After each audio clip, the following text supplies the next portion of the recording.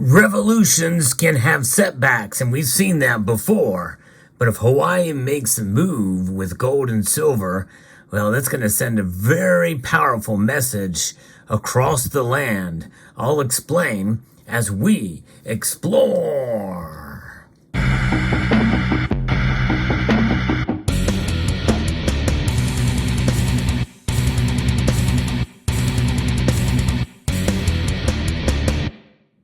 Whenever I hear about high tax states moving to eliminate taxes for gold and silver, I get really excited, even if there is a failure point.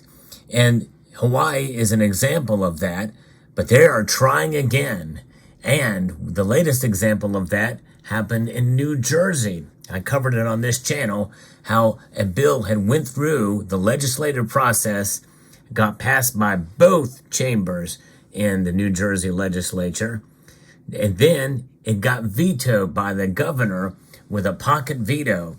Notwithstanding, Democrats and Republicans alike thought the bill was a great idea, and I believe they are now trying again.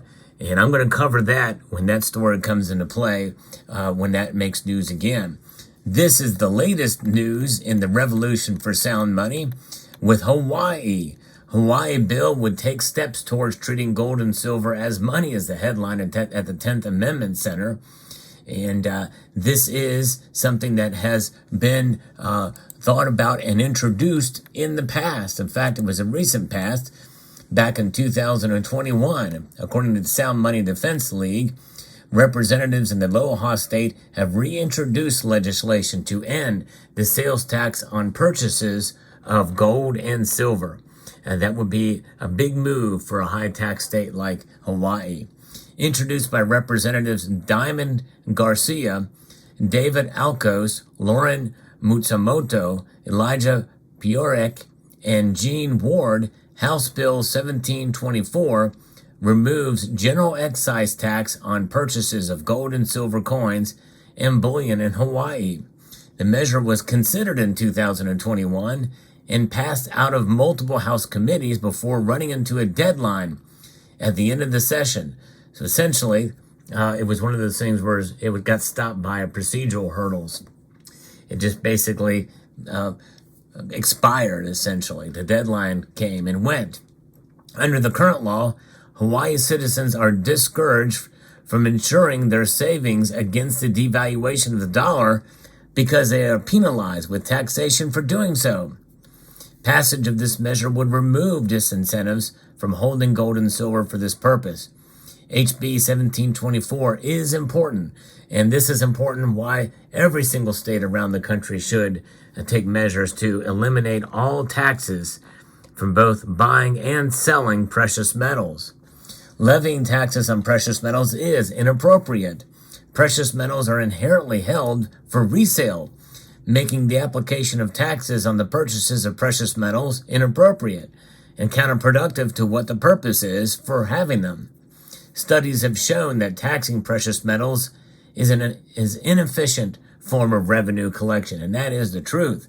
Results of one study involving Michigan show that any tax proceeds a state collects on precious metals are likely surpassed by the state revenue lost from conventions, businesses, and economic activity that are driven out of the state. If they're going to go to a high tax state and consider that for a convention, knowing that the business will be less because of the burden of taxation, they're going to go to a neighboring state and find a city there and contribute to economic development in that region. Very good point that is. Taxing gold and silver harms in-state businesses for a lot of the same reasons. In this competitive marketplace, buyers will take the businesses online, thereby undermining Hawaiian jobs, levying taxes on precious metals from in-state businesses. And even with some, a lot of precious metal dealers that are collecting tax for these states, they might as well just do it through online rather than doing it at brick and mortars because, well, you're paying taxes both ways. And it is unfair. It is an unfair thing. It's immoral. 43 states have already reduced or eliminated taxes on purchases of monetary metals. Gold and silver are held as a form of savings and investment. Hawaii does not tax the purchases of stocks, bonds, ETFs, currencies, and other financial instruments. Why should they tax precious metals? It's also harmful to citizens attempting to protect their assets. Purchasers of precious metals aren't fat cat investors most of the time. That's right, they aren't. In fact, a lot of millionaires and billionaires, we can only speculate hold gold and silver. I did a video just not long after Prince had died, and we found out that he had many 10-ounce gold bars in his portfolio. That was quite surprising. Could it be some of these billionaires and millionaires have physical gold in their possession? But even so, they are not. It is the exception rather than the rule, I think, for those who are high income earners. Most who buy precious metals do so in small increments as a way of saving money, which is why any taxes are really like a punishment, especially the taxes where in order to save, in order to eliminate the tax, you have to spend $1,000 or $1,500 or even $2,000 in the case with California. Precious metal investors are purchasing precious metals as a way to preserve their wealth against the damages of inflation, the loss of value of this. So we're trying to, which is, by the way, inflation is already a hidden tax. It's a tax that's making itself known on a normal basis of 2% per year. But now it's at 3.4%. So there is that. So this is why, to protect ourselves against the loss of value of unsound money, well, we hold sound money. Yes, indeed. Precious metal investors are purchasing precious metals, and because inflation harms the poorest among us, including pensioners, Hawaiians on fixed incomes, wage earners, savers, and more. The national backlash against inflation caused by federal spending, debt, and money printing is growing. State legislatures this year have already introduced an unprecedented number of bills to remove government impediments to buying and saving and using gold and silver. We're seeing a revolution, literally, of sound money in this country. And I've been keeping up with it on this channel. If you enjoy precious metals news like this, I hope you will consider maybe pressing that like button down below and subscribe to the channel if you haven't done so already, so that you can be apprised of the latest news that makes its way across your device. The Aloha State is currently ranked tied for 45th in the 2024 Sound Money Index. By passing HB 1724, Hawaii can vastly improve its Sound Money Index ranking, as well as become the 44th state to end sales taxes on precious metals. Yes, indeed. And there's been a lot of states that have introduced pro-sound money legislation in 2024, and I've covered most of them.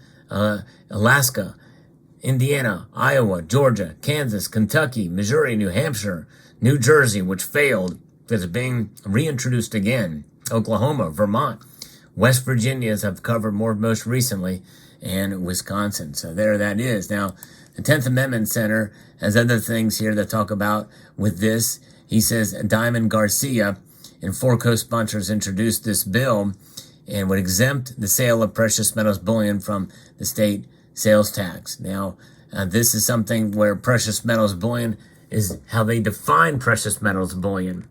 Is defined as coins, bars, and rounds minted primarily of refined gold, silver, and other precious metals. So it would include platinum and palladium as well.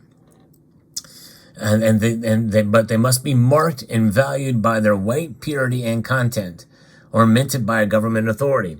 And by the way, it would not mean that this gold coin would be traded at face value. Some folks have asked that question on my last video. No, indeed, it's by the weight and purity and gold content. The $50 face value is really essentially arbitrary, even though it is mandated by Congress. It has no real tie to the value of the precious metal. They keep it low, I think, for a reason, and that is so that you don't spend this, because they want to discourage people from actually using these coins, these gold and silver coins, in transaction. Same thing with the dollar on the silver dollar there. you'd be really foolish to spend it as such as with by the face value of the coin. You would not want to do that by any stretch. So that is the latest news there out of Hawaii, and I hope you enjoyed this video. Let me tell you what's next for this bill. HB 1724 was referred to the House Finance Committee, where it must get a hearing and passed by a majority vote before moving forward in the legislative process. So it's got a long road to go here, and it could be stopped along the way. But the very fact that it's being introduced is a good thing, and by the miracle of God, maybe it'll get through the entire legislative process and head to the governor's desk, and maybe they will sign it. We'll see. Pray for them. However, if you live in Hawaii or know people that do, please contact your legislature. Tell them to vote for this, because we do not want to see taxes on sound money, as noted in Article 1, Section 10 of the Constitution. Yes, indeed, which says that no state shall make anything but gold and silver coin a tender in payment of debts. So let me know what your thoughts are in the comment section down below.